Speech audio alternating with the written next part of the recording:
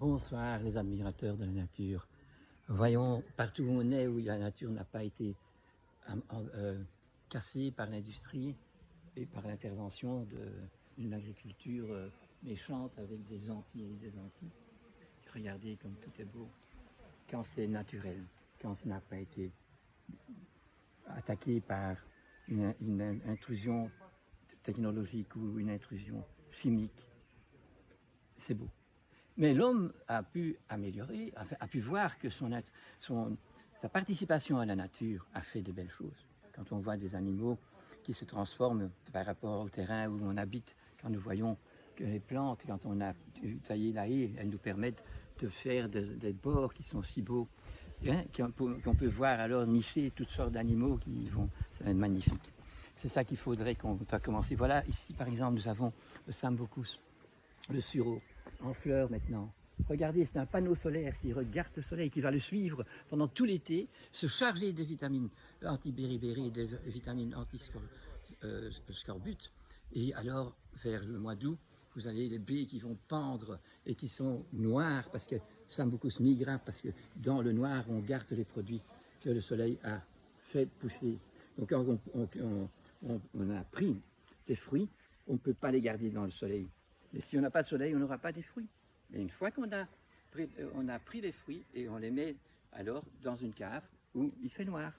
L'important, c'est de faire de l'éclairage. Quand il y a l'éclairage, on a dit ça hier, eh bien, d'ailleurs, merci pour les commentaires. J'ai eu pas mal de commentaires sur l'histoire de l'invisibilité ou du visible et invisible. C'était bien gentil de votre part, donc je pense qu'on va continuer là-dessus. Les intrigues que nous laissons passer, et il faudrait quand même pas les laisser passer. Savoir comprendre que le monde qui est créé, que nous voyons, c'est le grand monde, le monde visible, que les cinq sens peuvent appréhender par le son, par l'odeur, par le bruit, par le fait de la palpation. Tout ça, c'est le visible, mais en grand. Et tout plein de choses sont dans l'invisible. Quand on est dans la lumière, on voit clair, mais on oublie qu'il y a entre nous beaucoup de molécules de pas mal de sortes du monde minéral, que nous avons entre nous des milliards de microbes, des milliards de petites bêtes qui sont invisibles et qui sont par millions.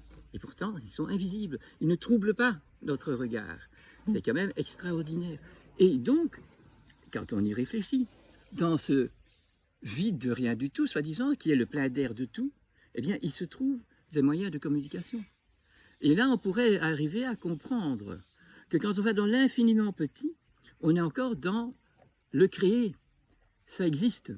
Et si on continue un peu plus loin de l'infiniment petit, ou qu'on va dans le grand, le plus grand, et qu'on arrive alors à des distances de plusieurs galaxies et tout, on arrive énormément, mais on est encore dans le créé. Et à un moment, il y a un point, c'est tout, et c'est rien. Et là se trouve l'éternité. Et cette éternité est là, mais dire là, c'est pas juste parce qu'alors j'ai un endroit. Et l'éternité, il n'y a pas de temps et il n'y a pas d'espace. Mais c'est un peu quand même intéressant de se poser la question et de pouvoir saisir les choses sans devoir connaître toute la chimie ou de connaître toute la connaissance de toutes les ondes et tout ça. Donc, le plus petit arrive au plus grand et alors ça disparaît pour être dans ce monde de la création, le monde qui n'existe pas mais qui permet toute l'existence. Et ce monde, cette intelligence divine, cette intelligence créatrice, se transmet, et donc créer tout ce qui est créé, mais en plus, après, dès que c'est créé, entretient la vie de tout ce qui vit, et entretient le minéral dans son état. Donc il y a constamment communication. Il y a communication dans tous les sens. Si on prend les minéraux, vous savez que le mercure qui est sur Terre, eh il vient de la planète Mercure. Nous savons que le cuivre vient d'une autre planète. Nous savons que tout ça continue à travailler. Donc le fer vient de Mars. Eh bien, Mars a donné du fer et continue à magnétiser ce fer. Donc, ce qui est loin, qui a passé le trou de l'ozone, est présent a permis la présence ici. Mais ici, ça a une forme, c'est visible. Ici, c'est condensé, ça répond à la loi de la gravité. Et une fois qu'on a dépassé là où il n'y a pas de gravité, où tout est radioactif, eh bien là, il n'y a pas de vie et les choses ne sont pas les mêmes. Ce n'est pas des molécules qui se tiennent, c'est tout à fait autre chose, mais ça reste relié. La connexion existe et sera toujours présente, même si on ne la voit pas. Je vous ai déjà bien dit que votre organisme travaille si bien, et même si vous ne le savez pas. C'est intéressant de savoir comment se vit la physiologie du cholestérol ou comment le rein travaille.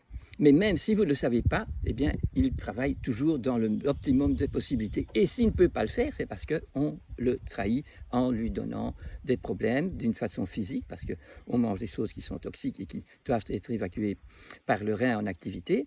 Hein, ou bien on est psychologiquement toujours dans des situations psychologiques qui font que c'est plus le rein que le foie qui est poussé à faire du surusage de travail, qui va le fatiguer, qui va le rendre malade. Donc, essayons de comprendre que comment se communiquent ces choses qui sont invisibles mais qui existent. Donc, il y a une communication. Comment se fait-il que j'ouvre la radio et tout d'un coup, j'ai du son?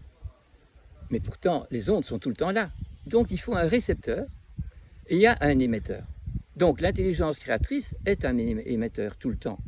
Et nous pouvons être récepteurs. Mais si on n'est pas récepteur, parce qu'on ne se met pas dans cette attitude de disponibilité de réceptif, eh bien, on met un barrage et on ne ouvre pas la radio. On n'aura pas le son. Il faut donc aussi regarder les choses et se demander pourquoi. Moi, je me rappelle, quand j'étais à l'université, des cas très sur la psychologie animale. Il y a des chercheurs qui sont en train, en Belgique, de mettre des rats dans des situations très compliquées pour arriver à ce qu'ils poussent sur un bouton, et quand ils poussent sur ce bouton, ils peuvent arriver à manger le morceau de fromage qui est là. Et ça fait 5 ans qu'ils essayent et ça ne réussit pas. Un jour, ça réussit. Eh bien, les chercheurs qui sont occupés en Amérique, en Chine, au Japon, ont directement rapporté que une fois qu'un rat avait réussi une difficulté de ce genre, eh bien, tous les rats partout connaissaient la leçon. Donc, il y a une communication. Vous imaginez que ça se communique. Alors, comment c'est possible? Eh bien, parce que les ondes, ça se communique. Les électrons, ça se communique. On ne les voit pas, mais ils existent.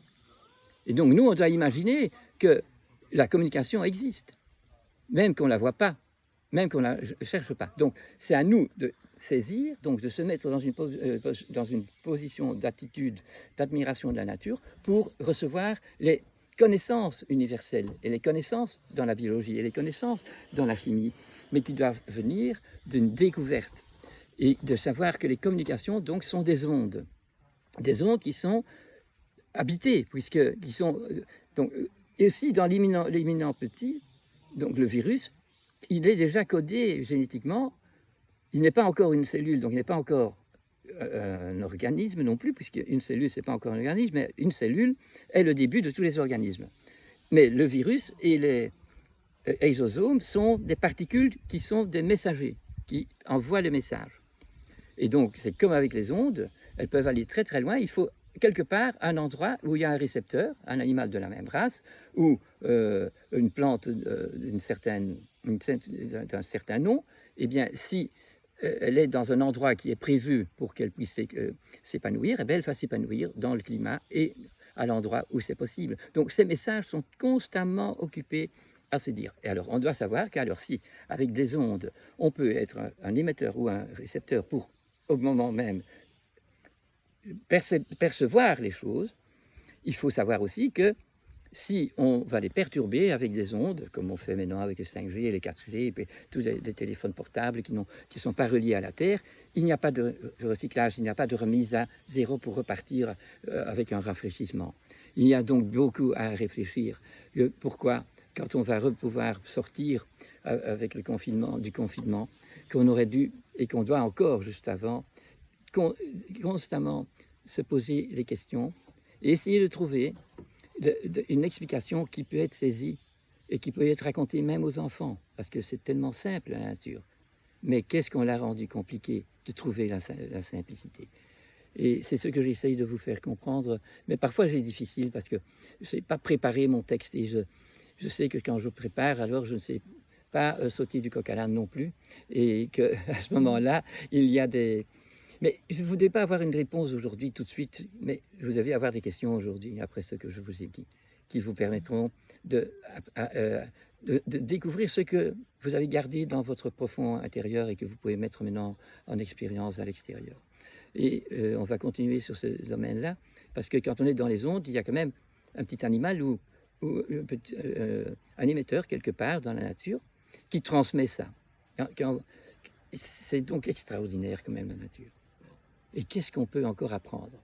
Et il ne faut pas que quand on est dans une science et qu'on a découvert quelque chose, c'est pas le mot, quand on a avec des machines, ces choses extraordinaires pour pouvoir voir l'immensement petit ou l'immensement grand, et alors on met un nom là-dessus, et depuis, à partir de ce moment-là, on va faire des inventions.